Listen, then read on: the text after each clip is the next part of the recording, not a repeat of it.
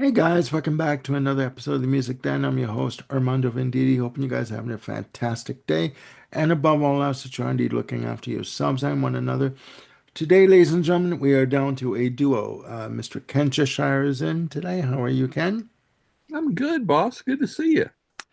Good to see you. Good to be seen by you. Ladies and gentlemen, as I said, we are down by two. Sagosh is away today, and so is Mr. Jim Bricker. We are back with album anniversaries. Today, we are looking at albums that were released in October. Okay, now this is part one of a three-part episode that we're doing. Today we are looking at albums that are celebrating their 60th and 50th anniversaries. And we have quite the list. We have three to talk about with you today. We have 10 in total. So, part one, we're going to do three albums. Part two, we're going to talk about four albums. And part three, we're going to be talking about another three albums. So, 10 in total. And again, the list today pretty much runs the gamut. So I will go through that list with you because I do keep lists because I'm getting old and I need to keep lists for my sanity. All right. We've got, again, three albums to talk about. First up is one Nina Simone with her album Pastel Blues, released on October the 1st, 1965, recorded in 1964 to 65, with a total playing time of 35 minutes and 2 seconds, released on Philips Records and Verve Records, respectively, produced by Hal Mooney. Interesting release, but before I give my opinion, I'm going to pass the virtual mic over to Ken, and he's going to give his view on this album. Ken, take it away. Thank you. Of course, I'm familiar with Nina Simone. I've never purchased any of her music, but have always heard it on, you know, um, radio stations that play the old and the blues and the stuff like that. But so this is my first album dive into her catalog. Wow. Um, this is an incredibly powerful album. 1965. The content of this album is um, definitely of its time, or specifically of its time. It is not a sparkly, cheerful album, Not at all. um, but it is definitely, oh, how should I word this? Um, In English would be good. in English, yes. Um, it really does represent, um, I think, uh, the African American experience um, at this point in time. Uh, a lot, almost every single song on this album deals with various social issues um, of blacks, African Americans at the time, and not the good ones either. Um, the the thing that really amazes me musically about this album is Nina's piano work. I said it's not a Yeah. sparkly, cheerful album, but there's this juxtaposition between what she's doing on piano and a lot of what the themes of the songs are. Um, uh, I didn't realize she was such an accomplished pianist, and it really shines out on this album. Um, we've got songs here about slavery, about lynchings, and just like I said, the basic African American Afri African African American. American, yeah, I know, not enough coffee, experience. And Maybe we should spike so it. whereas I find it very um, uh, impactful, as and in 65 I was 6 years old, um, and plus I'm a white male, so I can't really directly relate to what this is about, but I still find it uh, incredibly impactful and powerful. I can only imagine the impact that this had at the time. It must have just been absolutely phenomenal. I mean, it starts off, first of all, it grabs your attention with the opening track, Be My Husband, Yes, which it was does. which was written by her husband at the time and manager. And it's just vocals and clapping. I mean, this is literally a chain gang chant, Hmm. or how the slaves would sing gospel, out in the cotton fields in the South, picking cotton. I mean, it's the blues on this album is just unbelievable. Hmm. There's also gospel. There is just both upbeat and downbeat, for want of another term. Exactly. Um, the gospel and blues just all throughout this album. And like I said, that first track with the just the clapping and the singing just really grabs. Um, it goes into Nobody Knows When You're Down and Out, which is an old blues standard, Yeah. which I didn't even really recognize at first, that it was a quote unquote, standard or cover. And then it's like, wow, she really does her own thing on these songs. Goes into track two, End of the Line.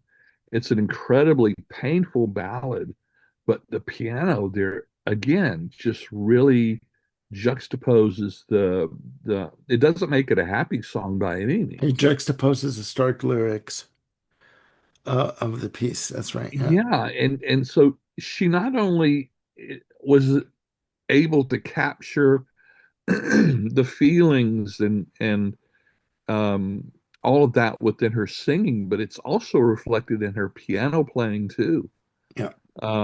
which I really wasn't expecting. It was just an amazing surprise. Another standard on the album is Trouble in Mind, which is a little bit more upbeat and somewhat hopeful. So there is some hope on this album too.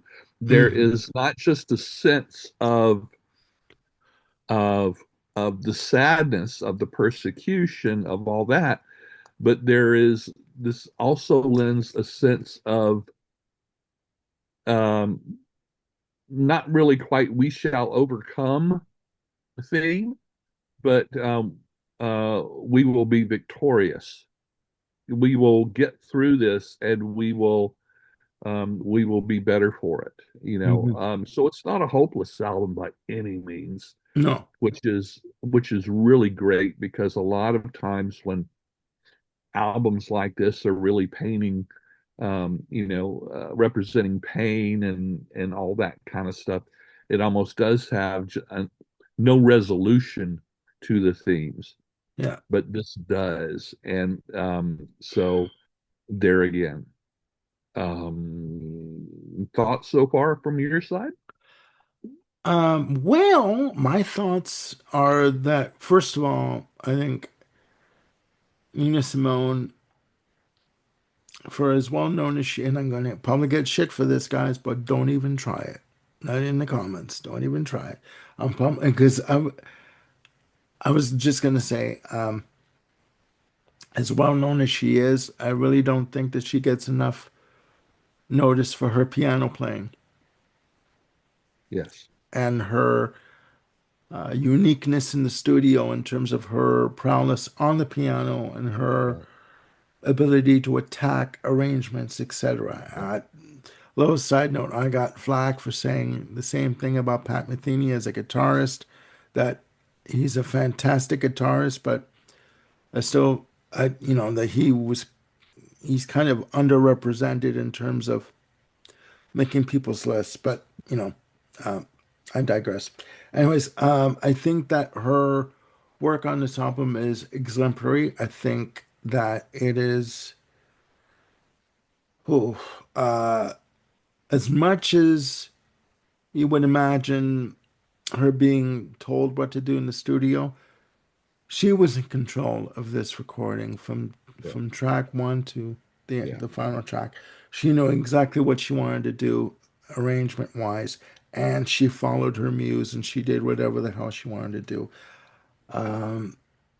Little side note, we named our puppy Nina Simone after Nina Simone. Okay? And ladies and gentlemen watching, if you guys can find, there was a documentary on Netflix on Nina Simone. If it's still available, watch it Yeah. because it blows your mind. Yeah. It blows your mind. I think that this is a very dark album in terms of lyrically, and I think that she's pouring out her heart on this album. Not so much in the lyrics, but in the way she delivers the lyrics. Okay. Be My Husband is fantastic and its unique arrangement with the hand claps and, nobody knows you when you're down and out. Again, gold, Yeah. just gold. End of the line, great piano on that. Tell Me More and More and Then Some from Billie Holiday. Again, gorgeous piano on that. Chilly Winds Don't Blow is another great one. Strange Fruit, for me, track eight has more of a torch song quality to it, Yes. you know. And no one does a torch song like Nina Simone. Yeah. Amazing, amazing. And it ends with the uh, 10-minute, 15-second final track, Sinnerman. Oh my God. Yeah. Just, my notes have a nice fast tempo on this, great piano, and strong bass Yeah. on the final piece. Just the fact that you were able to do a 10-minute track, you know what I mean? Like most of these Mhm. songs are like within the 2 minute to 3 minute range, and the fact that you end it with a 10-minute, 15-second barn burner of a track Yeah. is amazing. I think that she was an innovator at the time. And I think that she needs to be talked about a lot more. And yes, she did deal with bipolar disorder as testimony by her daughter. And I think that she, for all intents and purposes, just was an unsung talent. As much praise as she got, I think that she needed to be given more and more respect. Yeah. And I think at the time, um, I think part of the thing is I think she's well known within the genre, within Yeah, fans of the genre. yeah, that's It's just outside of the genre. Same thing with Pat Metheny. yeah, There's that's a better way to put it. That's bazillions right. of people that don't know and appreciate Pat Metheny because they're just not jazz people Yeah, or guitar people. And the other thing that really surprised me is that Nina Simone just didn't walk into the studio and just provide vocals. no, She was absolutely involved in the arranging of these songs. And Sinnerman, you're that final track, that 10-minute masterpiece, written is by a Nina perfect Simone. example of that. Yeah, Taking a traditional African American spiritual and reworking it herself. She wasn't just a tool of the producer, the record producer. no, And I think also at the time, I think she was overshadowed by more of the popular legends such as Billie Holiday. And actually, you mentioned "Strange Fruit" is a Holiday cover. Holiday did a wonderful job with it, but man, Nina did her own thing with this track. yeah. Nina Simone has a tendency or had a tendency to take music and do spin it into her own creation Yeah, and make it unique unto herself and no one else. yeah, So, um, yeah, I think this is a great album. And I need to spend more time with it, but I do think it's a great album. I think it's jazz plus. Let's put it that way. Jazz Oh, with a sure, twist, sure. you know. And for me, it's just absolutely pure blues. I just without the a lot of the stereotypical typical blues trapping, of just guitar and stuff like this, because it's so piano driven and wonderfully so, because I love good piano Hmm. and I No, love her definitely, playing. I love her playing. definitely, definitely. She had a unique touch on the piano. Oh, absolutely. Very much so. Very much so. All right, ladies and gentlemen, we must continue with our next album, released October 22nd, 1965. Donovan, Fairy Tale. Recorded September 1965. Released through Pi Records in the UK and Hickory Records in the US. Produced by Peter, excuse me, Peter Eden, Jeff Stevens, and Terry Kennedy. Uh, I'll give my my view at the end. Ken? Yeah. I'm gonna say the same thing about Donovan. I've never bought a Donovan album, but I've always liked all the many songs that I've heard on the radio for all these years. This is his second album, which I am absolutely fascinated with. Um, I really do like it. Of course, at this point, there's a lot of comparison to Dylan. Of course. Um, when In, I listened to this the first time, I thought of you, Armando, because I could imagine your one line review would be, if Dylan could sing, knowing how you feel about Dylan's vocal. This has okay. got, Yeah. this has strong folk roots, just like Dylan, but it does start having a little bit of that underlying psychedelia that Yeah. I think of when I think of Donovan's songs. Um, it's almost predominantly acoustic in Yeah. his guitar playing, and his guitar playing is really exceptional. Um, I'm familiar with several of the songs on this album, but particularly Colors, the opening track. Yeah. It's simple, it's and very melodic. All these are very melodic. You've got songs like I'll Try for the Sun, which has that Dylanistic harmonica, if I can make up a word. Um, uh, Sunny Good Street, uh, beautiful double bass and woodwinds on this. So he really does take a lot of the folk elements and really use them to wonderful effect. Yeah. Um, Here's a couple of tracks. Oh Deed I Do and um, the Summer Day Reflection songs really has a strong feel of Nick Drake to me. Um, Okay. Anybody that watches this channel knows I love me some Nick Drake. And part of that is the strong acoustic guitar playing, that Donovan does here. Um, uh, you've got Circus of Sour, which really does lean into his where he would go with the psychedelia. It's Yeah. very playful, it's whimsical, it's just a fun little tune. No need to make anything out of it what it isn't. Again, that Summer Day Reflection song, definitely a precursor to his psychedelia that he would go into quite soon. Hmm. Uh, you got Candyman, which is basically a traditional blues song, Yeah. again with that Dylanistic harmonica going on. Hmm. Um, Jersey Thursday, again, very melancholy, actually, melodic, with themes of, I would say, alienation. You've got Belated Forgiveness Plea, which is a good three-quarter time, waltz, rhythmic pattern, folk ballad. Um, uh, you get towards the end of the album with the Ballad of a Crystal Man, is very Dylan-esque, an anti-war song. And Hmm. there again, there's no wonder he was drawing a lot of comparisons to Bob Dylan at the time.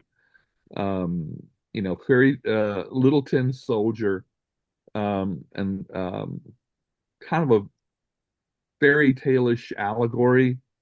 It's definitely got that mystic energy of the prog and the psychedelia that was going to come from other artists and himself. And it's just a it's just a really good sounding album. And it's interesting because the production isn't the same on every song. There's some songs where his vocals are a little bit more forefront in the mix than others, but Yeah. the difference in the mixing works, I think, very well. I think it Hmm. keeps it from feeling repetitious, maybe, or all the same flavor. And so I was I wasn't expecting anything bad, but there was a lot more here for me to latch onto and like than I thought it would. So yeah, good for you, Donovan. Fairy Tale is a winner for me. Okay. Well, my view of the album, there is the Dylan comparison, aside from wearing the sunglasses like they both did at the time. It's like Yeah. musically, there is that there comparison. The songs are very short, a minute and Yeah. 50 seconds for Circus of Sour to, like 4 minutes on the final track. So it's very short, album overall. I'll just go through some of the, Mhm. um, in my notes I have here, like, Colors has like a nice melody, nice use of banjo on the track. Sonny Goodstreet, again, nice use of cello.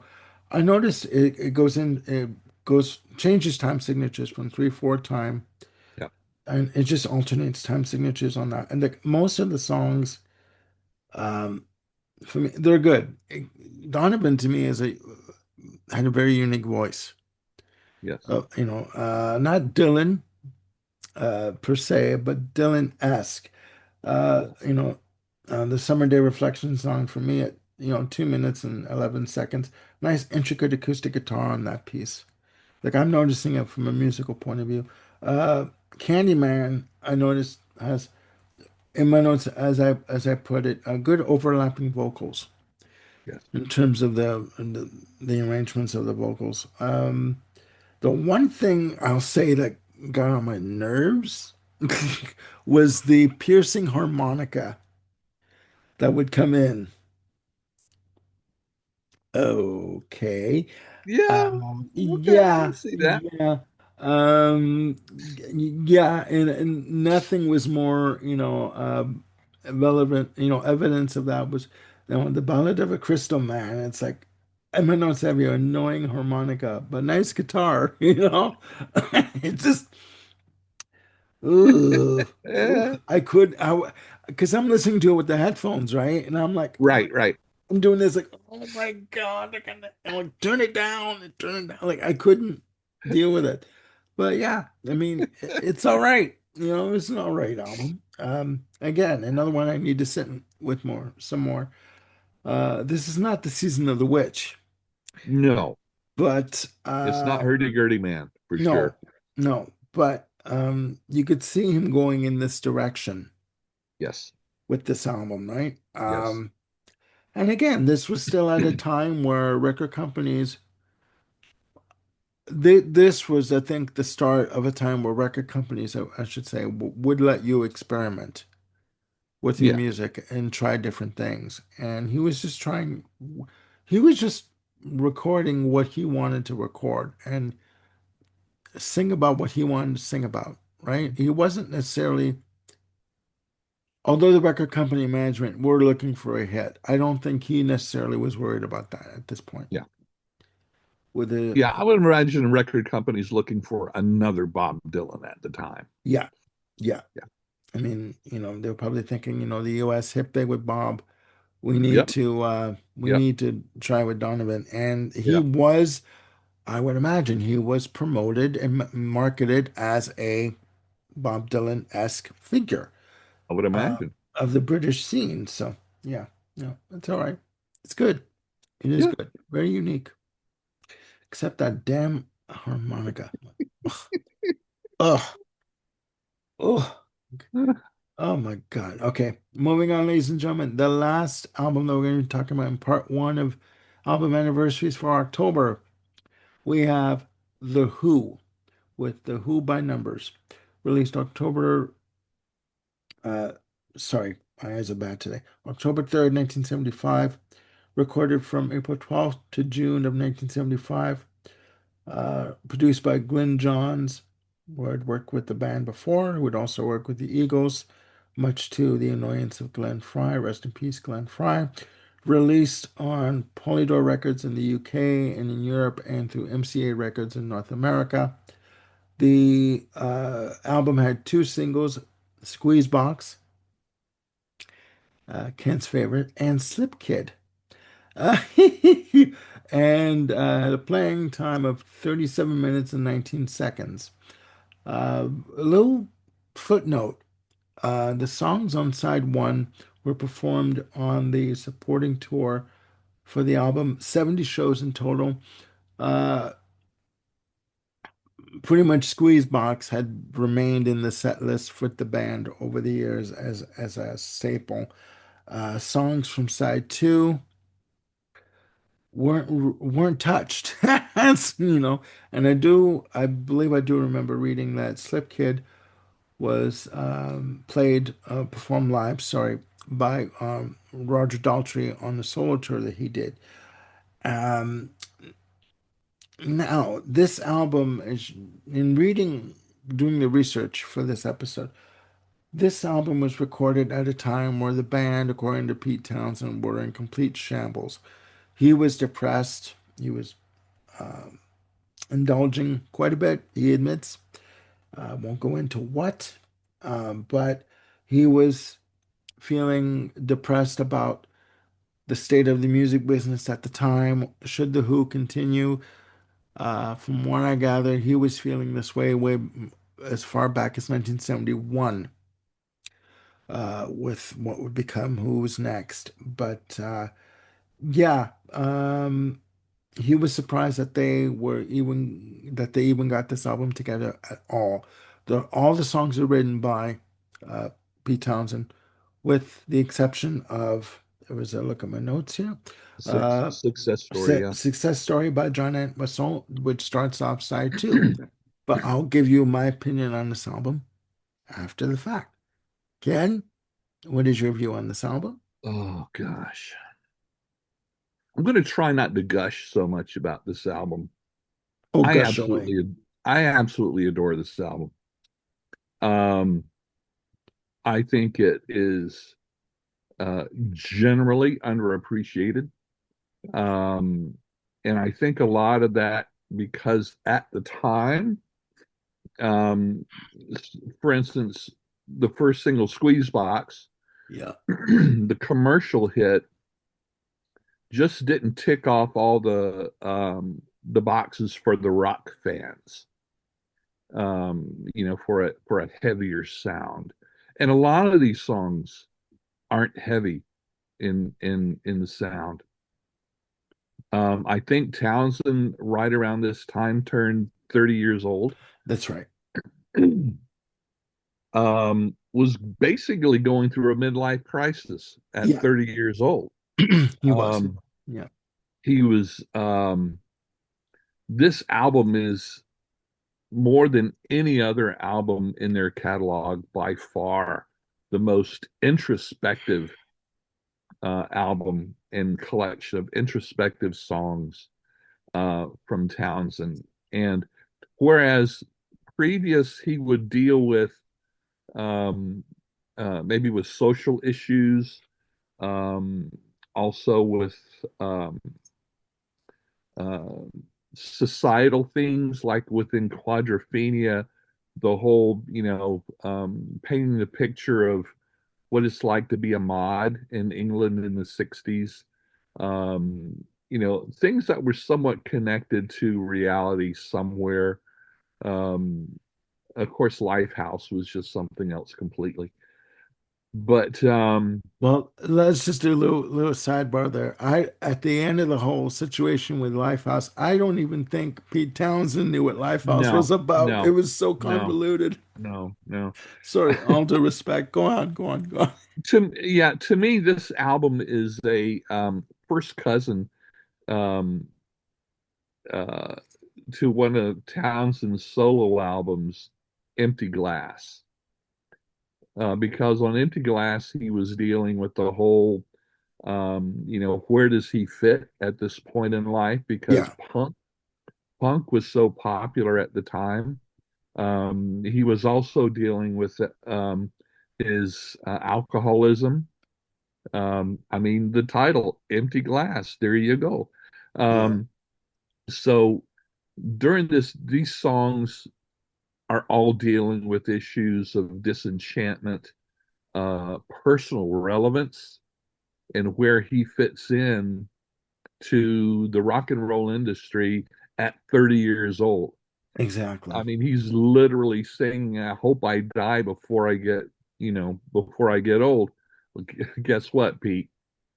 They're still doing that song today. But anyway, so a lot of these songs dealing with alcoholism. Of course, it starts off with Slip Kid, great song, uh, dealing with dangers of the music industry. You're talking about that previously, with what was going on in the industry at the time. The second song, However Much I Booze, is a good example. Here you go with a song with themes of alcoholism, isolation, Yeah, even self-loathing in this album. Yet it's wrapped up in a package of incredible upbeat acoustic guitars and wonderful catchy guitar riffs. that's exactly it. Yeah. It's an upbeat feel the that fits in with that meme these days of, yeah, this is fine. I'm fine. He's very No, unapologetic. And with However Much I Booze, Roger Daltrey refused to sing it because he felt it was too personal and that Townsend should sing it. And I'm glad he did. I mean, Townsend at this time really came into his own as far as his vocals were concerned. hmm Really good with it, just kept getting better and better. Yeah, Squeeze Box is not my favorite. I kind of feel Townsend felt that it was just a throwaway, toss away. That's the way I feel about it too. But I get its catchiness and why it was commercially successful. But honestly, if I'm listening to the album, if I can reach the button, I'll skip it. Uh, Yeah. Dreaming from the Waste was also another song that they performed live a lot. And luckily, we've got quite a few live versions floating around out there. Um, but even then, upbeat, great song about emotional paralysis, and the Entwistle's bass line on this is just absolutely amazing, Oh yeah. like it is everywhere else. Yeah. So even though, because before this, they had taken at least a year off. Entwistle was touring on his own with his own band, which he used musicians like Joe Walsh and stuff like that on guitar. hmm And so, yeah, so coming together again to make an album with Townsend, um, kind of a drunken wreck, I can see where it was tricky. And just the fact that they were able to put this together in 3 months probably was not a small feat for them to do. Well, it's got to be said. Townsend credited Glyn Johns tremendously to Oh yeah, putting this album together. Because he said, they were interested more in going to the pub and they weren't really there. yeah, None of them were really there mentally or emotionally for the recording of this album. So yeah, yeah, no, it's true. It's true. It's yeah. well, It goes into this wonderful song after Dreaming from the Waste to Imagine a Man. yeah, Another incredibly introspective song, um, where Townsend is looking back, um, on himself and just in general, youthful ideas, being idealistic as a young person with a great deal of nostalgia, yet still with regret, in the lyrics. They're again incredibly personal, wonderful acoustic guitar on this album. And Roger's vocals on this are very tender. It really shows, yeah, we think of Roger Daltrey and the scream at the end of Won't Get Fooled Again, that yeah, powerful voice. But Roger always could deliver these incredibly personal and tender lyrics, and the way he would interpret vocally the Townsend songs, even though they're at each other's throats a lot of the time. yeah. Well, there's Man, I tell you, the teamwork between singer and songwriter were just absolutely phenomenal. there's just a little side note, ladies and gentlemen. There's a story that I read during the touring that they did for Who's Next, where Daltrey turned up for rehearsals for a show, and he got into an argument with Pete Townsend. According to Daltrey, Pete Townsend got in his face and started yelling at him about something, and Daltrey knocked him on his ass, just Yep, punched the hell out of him, yep, and yep, knocked him on his butt. And yeah, it took the security guards to get them apart.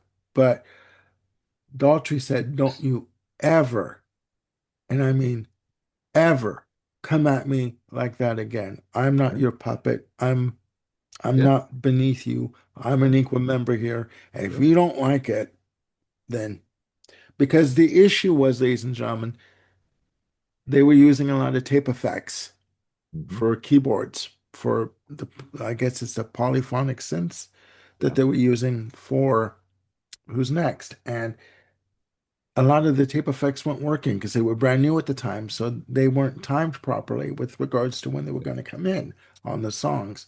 And Daltrey got fed up with it. He says, "Why can't we just do a rock show?" yeah, And Townsend's like, "You're not listening to my vision. You're not understanding where I'm coming from." Da, da, da. And they got into an argument, and Daltrey knocked him on his ass. yeah. Right? So it was just boom. So don't He's a underestimate Roger Daltrey oh ever, no, oh no, no, ever, no. ever. But yeah, no, sorry, I didn't mean to cut you off. But No, yeah, no, that's what we're here for. Yeah. yeah, yeah. I think it's great. I think that was a great story to, but yeah, no, sorry, And continue with what you were saying. yeah, yeah, and they still argue to this day. Oh Um, yeah, oh they yeah, just don't have the strength to get down to it that way anymore. oh yeah, oh yeah. Um, the only Entwistle song in this album is called Success Sad Story. story. Yeah, This is typical Entwistle. Lots of dark humor, um, but it does have um, a relating theme of rock and roll burnout. Um, Also, this is one of the rare times when Daltrey takes the lead vocals on an Entwistle song, and he does it really great. I didn't research it deeply, but I think Entwistle's playing an eight-string bass on this, because you can't miss the bass on this. He's playing it as if it was a lead guitar, yeah, and and Yeah, and I mean it's gotta be said, and Entwistle plays French horn on this album, like uh, and horns, and Horns and trumpets, yeah, he is a multi-instrumentalist. I mean, he was a multi-instrumentalist. He was amazing, amazing in the studio when it was needed. He delivered the goods yes, musically. He delivered the goods every yes, single bloody time. I'm sorry, it's gotta be said. yeah. One There's of no the way around it. outstanding tracks is the Blue, Red, and Gray, which starts out as basically just ukulele and Pete Townsend Yeah, vocals. yeah, And then all of a sudden you got a brass choir that comes in. yeah. They All use of the that horns. was Yeah, Entwistle. So not only could he play the brass, brass instruments, he played them incredibly well. he was fluid in that. Oh my God. Yeah, it's just And like, as yeah, and as because I played French horn in high school and a little bit in college. That's mhm. not easy. And so yeah, for that not to be his primary instruments, impressive. Because you look the research, it's like, okay, who are the brass players on this? It's basically Entwistle, Entwistle, Entwistle, and Entwistle. Yeah, So yeah, he really brings it in blue, red, and gray. Very unusual, like I say, with the ukulele, vocals and guitar. It's intimate. Um, it's very bittersweet. yeah. It's very vulnerable. Just an incredible to try. And it's, of course, they didn't do this live. That would have been obviously sonically impossible to recreate. But I think this is not the kind of song, that the Who audience basically wants rockers, and this isn't a rocker. There No. again, most of these songs seems like they would have fit better on a Townsend solo album because of the intimacy of them. But kudos to the band for actually doing this as a Who album. Hmm. Uh, you've got, and one of the great things about this album are the songs like "They're All in Love," Nicky Hopkins on piano. Nicky Hopkins never played a bad note on the hundreds of albums that he's played on. And he's played with the There again, Stones, yeah, etc. Yeah. yeah, I mean, the average person uh, probably doesn't know who Nicky Hopkins is, but they've heard him. They've heard his work. There's a Definitely. wonderful documentary out there on Nicky Hopkins that dropped this last year. I recommend it. I don't remember where it's streaming right now. I think it's either on Prime or Netflix. I don't remember. I'm But going to it's check out that out. there. I'm going to Yeah, check it it's out. it's wonderful. It's yeah, it's wonderful. Um, Again, side two is much um is almost was rarely if ever done live. How Many Friends for me becomes more pertinent as I get older. Here again, Very much so. uh, Hopkins piano work just absolutely amazing. Again, shows both the tenderness and the power of Roger Daltrey in the same song of his singing of his vocals. Yeah. And this is and the title says it all. How many friends have I really got that want me, that love me, that will take me just as I am? Tell me And about it. the disillusionment not just within the industry, but within personal relationships too. Holy cow, and young people I don't think really get this yet. It's something that you it's one of those hard lessons of life Yeah. that you have to learn the hard way. And oh my gosh, at 30 years old, we talk about a lot of artists that are young and are able to capture this um, wisdom that usually comes with age, yet they understand and comprehend it early on. But then uh, him living his life within, the circus of rock and roll, yeah, I'm sure he learned this lesson very, very quickly within his Hmm. life. Hmm. Very much And so. closing with "In a Hand or a Face," this is this is quite aggressive in channeling Townsend's anger and combined with disillusionment. And it's upbeat again, incredible bass work by Entwistle. And the interesting thing is there's this ongoing thing with the lyrics, "I am going round and round," and it does. That keeps repeating, and it's almost like they get to the end of this album and there's no resolution. This is the state of where Townsend is, and yet there is there's no resolution to these troubles, these doubts, all of the things he's dealing with. So it is definitely, the entire album is a photograph in time. And like I said, between this and his solo album Empty Glass, just like a lot of artists, they put themselves right out there on the table.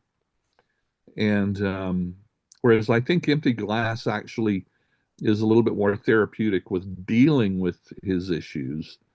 Um, I really do applaud Townsend for putting everything out in all of these songs. I love this album. I've read that recently they have found the master tapes. So I'm really looking forward to a good box set of this. Although I have read several times, there are not a lot of live recordings of The Who supporting this album, but hopefully there's enough to give us some good live tracks. Yeah. There is the odd, like I said, Dreaming from the Waste. There's quite a few recordings of that. So, give me whatever is out there. Give me a good box set of this, Yeah. and I will die a happy guy. Well, not just yet. Hang on there, okay? You know what I mean? Just not quite yet, okay? Well, but let's just say I won't die till the box set comes out. How's Oh, that? there you go. There you go. Although I do believe that over the last 20 years, this album has been getting um I think it's attention. been getting more recognition. Yeah, Yeah. positive Yeah. recognition. Yeah. Hindsight is everything these days. Well, my view of this album, first of all, I should mention too that this was their first release for Polydor, um, in Europe and in the UK. Um, Yeah. so I just want to get that out there. For me, aside from Squeezebox, Mom's got a Squeezebox, Daddy never sleeps at night. When you're a 5-year-old and you hear this on the radio, obviously you don't know what the hell is going on, what the references to. We won't go into that because I want to stay on YouTube, my dear people. No, I don't want to get strike. I don't want to strike, but um, this album did sort of like go by the wayside for me. I never, I mean, you tend when you think of the Who, you tend to think of either like my generation or the Who sells out, or in the '70s you think of, or even Tommy, and you think of in the '70s Who's Next, Quadrophenia. But this album tends to get looked over, and I, although I, again, this is another one I do need to sit with some more. I don't think that this album should be skipped over. I mean, this was recorded at a time where Townsend was feeling down and feeling distraught and feeling disillusioned about the music business. But even though at 30 years old, I do feel that he felt that the Who were a part or one of uh, the forerunners of the revolution musically, and that with their music they were going to change the perception of the world in terms of what was going to happen in the world.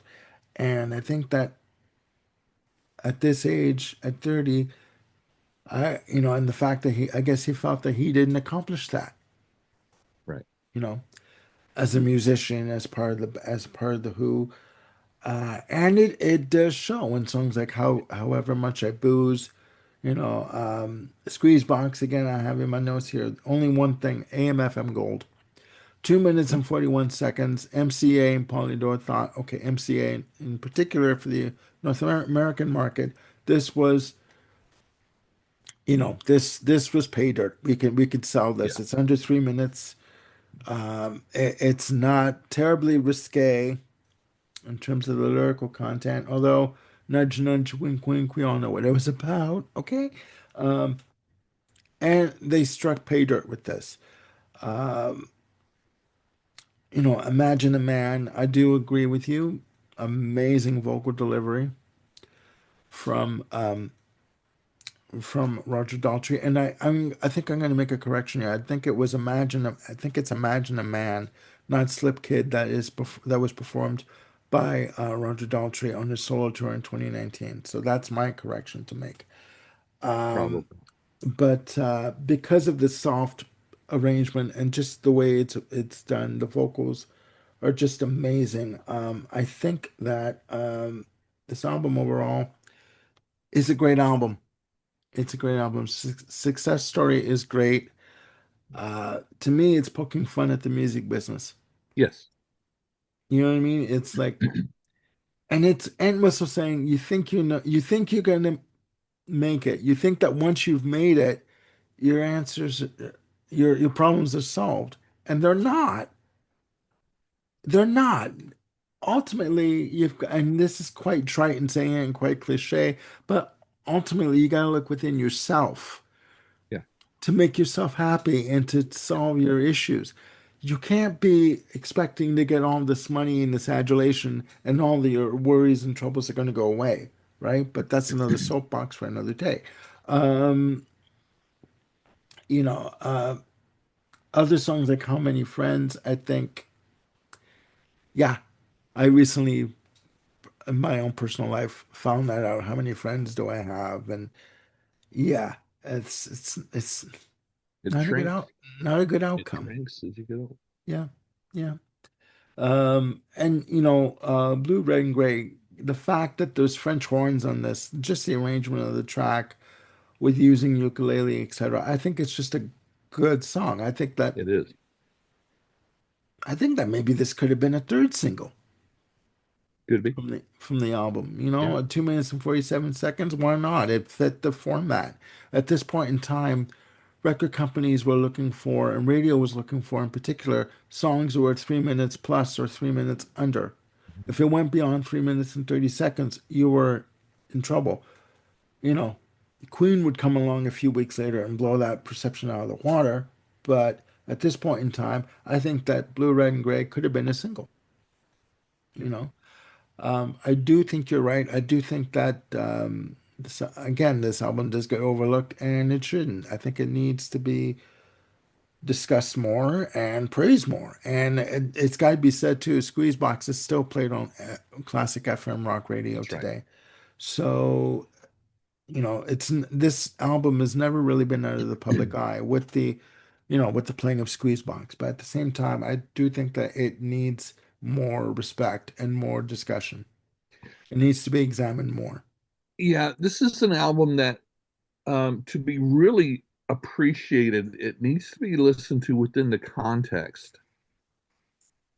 It's not Of just the another time. Yeah. album. There's something very specific. It's for instance with Quadrophenia. Quadrophenia wasn't as successful in the U.S. as Tommy was, or it wasn't as successful in the U.S. as it was in England, for instance, because it's such an English theme. It's very You know, idiosyncratic. yes, and so Americans, it's like, huh, they can actually relate to the bizarre fantasy of Tommy than the British realism of Quadrophenia. Yeah. And Yeah. and lyrically, some of these um, themes through these songs on Who by Numbers is subtle, but then there again on However Much I Booze. at the end of each chorus, however much I booze, the next line is "There ain't no way out." So that's not exactly it's not exactly hopeful. I mean, it's right there on the sleeve. And talking about success story. I highly recommend the documentary that came out about this time, called "The Kids Are All Right." I love that documentary. And it's mostly just, little interview snippets and, some live footage of the Who. Yeah, But they actually made a video to go with the song "Success Story" that is typical of Entwistle's dark humor. And so the video of "Success Story" on the documentary is just classic. yeah, And also, um, if you don't know, um, Keith Moon would only be around for one more album after this. yeah. It would be a 3 year gap between Yes. Who by Numbers and Who Are You? How are you? Yeah. And a little footnote, ladies and gentlemen, there is a super deluxe box set being released of Who Are You coming out various dates. October 17th is one date listed for the vinyl. October 31st is listed as for the double CD. There's also an 8 CD super deluxe set coming out of Who Are You, featuring the album remastered, live recordings at the time uh, from the band, and B-sides and alternate mixes, etc. So look out for that. With the That's new coming mix out. by I was going to say Steven Wilson, but I'm not sure. yes, I think it is. Yeah. Oh, Steven Also, Wilson. the second disc will have a separate Blu-ray of this that is roughly the same Blu-ray that's in the box set, except it has extra extra tracks. So it's not exactly the same. So if Okay. you are not a what I call a completist, I don't like the word hoarder, so I use the word completist. Yeah, Um, that's a cleaner word. Okay. yeah, yeah. The second disc website puts out incredibly good Blu-ray on these Blu-ray releases. Most of them are Steven Wilson. Yeah. Yeah. Includes 5.1, other high definition remixes, the original Probably mix, Dolby Atmos, I would imagine. And Atmos. yeah, Yeah, 5.1 stereo. and Yeah. both the box set and that Blu-ray are scheduled. The official release date is October 31st. So happy Halloween, Yes, ladies and Who gentlemen, fans. check it out. And yes, little side note, I tried to pre-order the 8 CD set on Amazon.ca. Unfortunately, it wasn't available yet, but Amazon.ca dropped the ball on that one. And you did. Yeah. Oh, yes, you did. But By the the eight, time this airs, it should be available in most of your normal yes, and the suppliers, and the get it through your local record store if you as can. well as well. The Yes. 8 CD deluxe set of Who Are You? Just a little side note too is going to be is made available. Once it's made available through Amazon.ca, it's going to run $116.99 Canadian. So if you're a Prime member, get it. It's a good deal. Uh, but there you have it, ladies and gentlemen. Album celebrating their 50th and 60th and 50th anniversaries for October, uh, part one. Join us again next time for part two, where Sagosh will be back and Jim Bricker will be back with us, ladies and gentlemen. And I want to thank Ken for joining me on this episode. And again, of these albums mentioned, Nina Simone, Donovan, and The Who, please put down your comments below on these albums. Just amazing, amazing. Yes. But I will go on record as saying the harmonica was annoying. Okay, but I digress. Anyways, ladies and gentlemen, please click like and subscribe. And do hit the notification bell to keep yourselves on top of any new content we got coming up. And please look after yourselves and one another. And we'll see you soon on the music then. Bye for now.